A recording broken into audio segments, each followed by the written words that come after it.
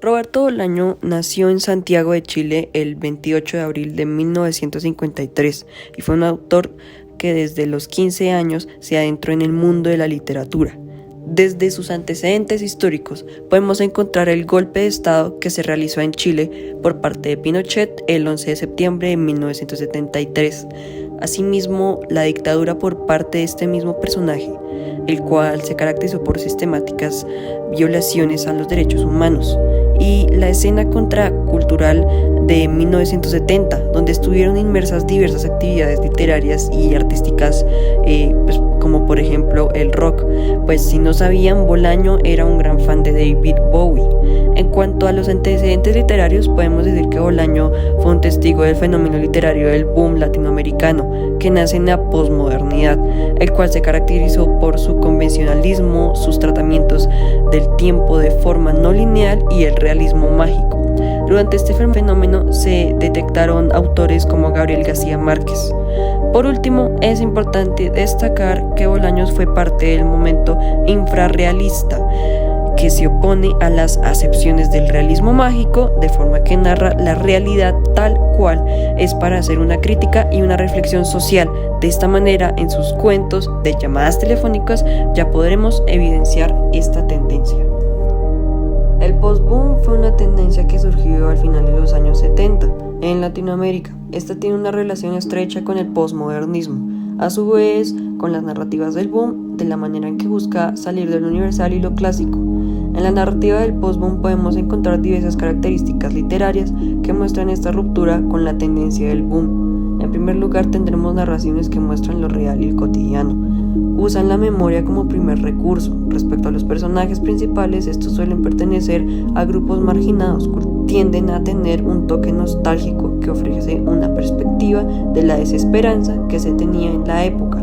A su vez, el protagonista o narrador es consciente de la narración. Por último, son relatos que contienen mucha intertextualidad. Su narrativa no tiene elementos fantásticos. En los cuentos de Bolaños, el elemento real siempre está presente, pues narra situaciones muy cotidianas.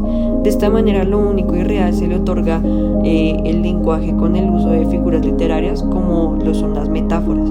Además, tiene personajes que muestran la marginalidad, en el caso del cuento de Henry Simon Le Prince, Enrique Martín y una aventura literaria. Los protagonistas no son eminencias, sino malos escritores sin reconocimientos.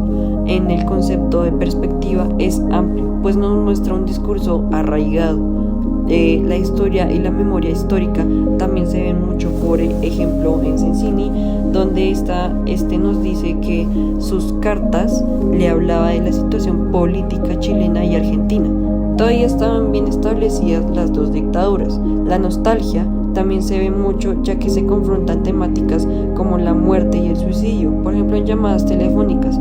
Toda la narración es alrededor de una historia de amor fallida, donde un personaje es asesinado al final. Dicha historia es muy trágica y desesperanzada. Por último, la intertextualidad se refleja en varios de sus relatos, como por ejemplo en Sensini.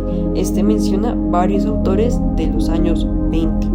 Podremos decir que el infrarrealismo es un elemento esencial en la construcción de las identidades y estereotipos en la obra de Bolaño, ya que este es un movimiento que se basa en contar hechos reales a través de la ficción, aferrándose mucho a la realidad hasta el punto de que esta parece ser más realidad que ficción. La vicerrealidad, por otro lado, es aquello que se describe en la mayoría sentimientos o instintos que normalmente se sienten duros o bastante impactantes en el cuerpo humano, como lo es la tristeza y la furia, que se sienten más en el estómago, en el pecho y en sí las vísceras. La desazón es un elemento más personal que acompaña al escritor Bolaño en su carrera como escritor, el cual confrontó muchas complicaciones en su vida, como la búsqueda continua de un trabajo. Todos estos tres elementos, aportan a la construcción de estereotipos e identidades en su obra, ya que el contexto en el que sus historias están creadas se basa en lo que él vivió y ha visto, en su cruel realidad, como se puede evidenciar en su obra Sensini.